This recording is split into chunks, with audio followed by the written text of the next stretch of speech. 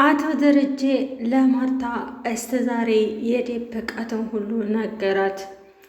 ሰላም ከቤት ውጭ ካልከኝ ልጄ የት እንደሄደችና የት እንዳደረገቻት ለ19 ዓመት ስጠብቃት የነበረችው እናንተ ቤት ስራ መስራት ፈልጌ ካይሆን ለልጄ ስል ነው የልጅነቴን እድሜ ታላጣጥመው ያለቀው ልጅት አሁን ትመጣለች እያልኩ ነበር።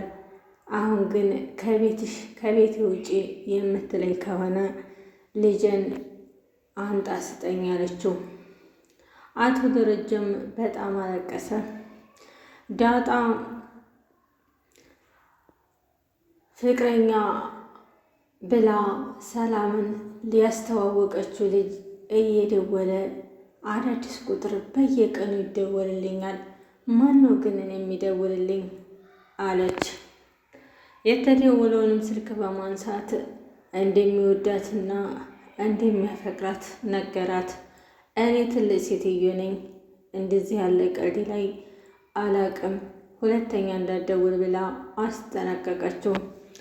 በደግሞኛውም ሲደውል እኔ እኮ በጣም እወድሻለሁ የኔ ቆንጆ፣ በቃ ቤተሰቦችን የልጅ አባት እንደሆንክ ላስተዋውቅ ፈቃደኛ ነህ ስትለው አዎ ፈቃደኛ ነኝ አለ።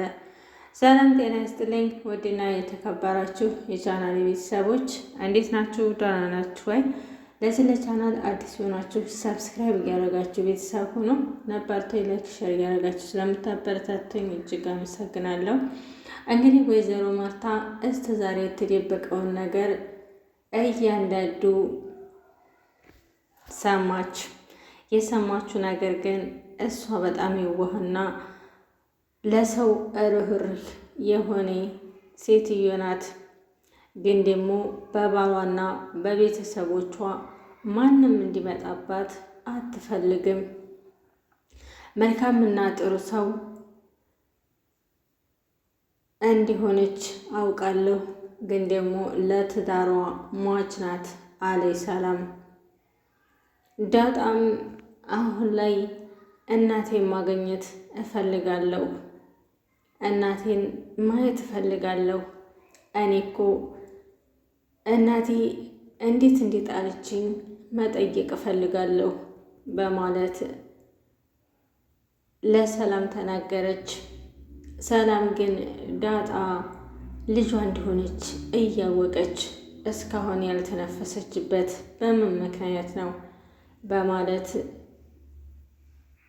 አቶ ደረጀ ግራ ተጋባ።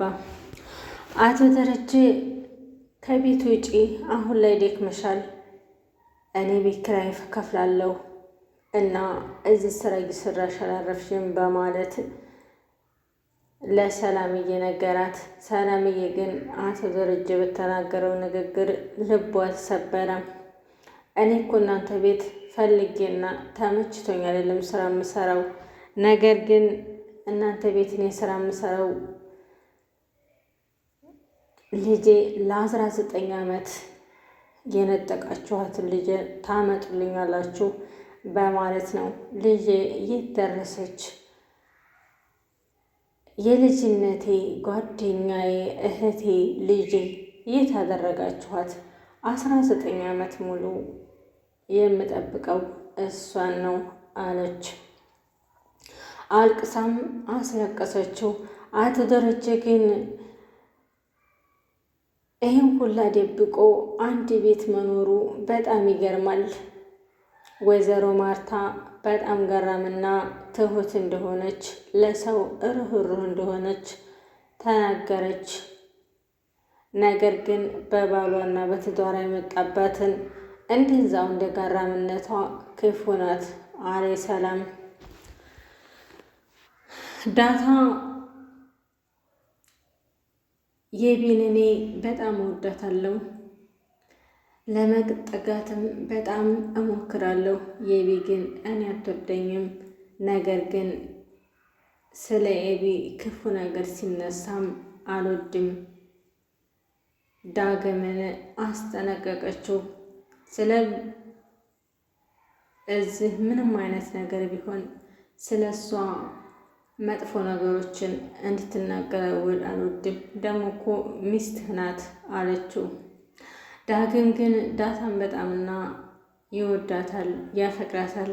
ነገር ግን ለመናገር በጣም ከባድ ሆኖበታል። ምክንያቱም ብናገራት የኔን የፍቅር ጥያቄ እሺ አትለኝም በማለት ተስፋ ቆርጧል። ሰላምዬ ወደ ክላሱ መታ አንዳንድ ጥያቄዎችን ጠይቀችው። ሰላም ግን እኮ ልጅሽ አድርጎልሻል አላት። የኔ ልጅ እኮ ሴት ናት ወንድ አይደለም። ነገር ግን ወንድና ሴቱን ሐኪም ቤት ሄጄ ጦታውን አልተመረመርኩም። ነገር ግን ደግሞ ሴት ናት ብዬ አምናለሁ አለች።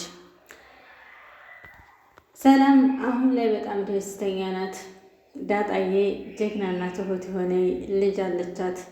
እዛ ላይ የሁለተኛ ልጅ እናት ስትሆን ነው። ደስታም ሐዘንም እየተፈራረቀባት ይገኛል። የልጁን አባት አስተዋውቂኝ እያለች መከራዋን ስታሳጣት የነበረችው የቢ አሁን ላይ ሰላምዬ የልጁን አባት አምታ አስተዋወቀቻት። እኔ እኮ ጀግና ነኝ፣ የፈለኩትን ነገር ማድረግ እችላለሁ በማለት የቢን በጣም ደስ አላት። ዳጣም ይህንን ነገር እንድታደርግ ሰላምዬን ያገዘቻት ዳጣ ናት። ዳጣም ሰላምዬ ስላገዘቻት ሰላምዬ እኔ በጣም እወድሻለሁ፣ አንቺና ዳግም ደግሞ አንድ ላይ ሆናችሁ ጓደኛም ሆናችሁ ለማየት ያብቀኝ በማለት ዳጣን አመሰገነቻት።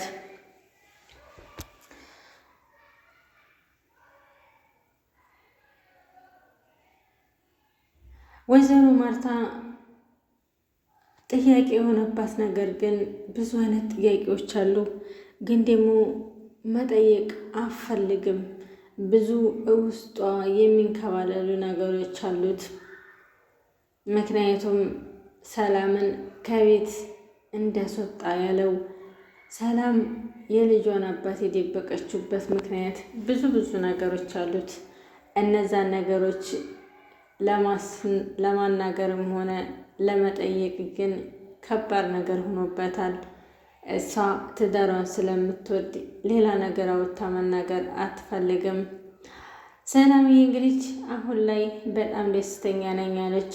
ምክንያቱም በህይወቷ ትልቁና ያስቸግር የነበረው የልጁ አባት ማን ነው የሚለው ጥያቄ ነበር። አሁን ላይ የልጁ አባትን አምታ አስተዋወቀቻቸው። ዳጣም እሺ ስላስተዋወቅሽን እጅግ እናመሰግናለን። ነገር ግን እንደዚህ የሆነው ምክንያት እንዴት ነው? አንቺ እኮ ከቤት ወጥተሽ አታውቂም በማለት በጥያቄ አፋጠጧት። እናንተ ምን አገባችሁ? እኔ የራሴን ህይወት እኔ ነኝ የማውቀው።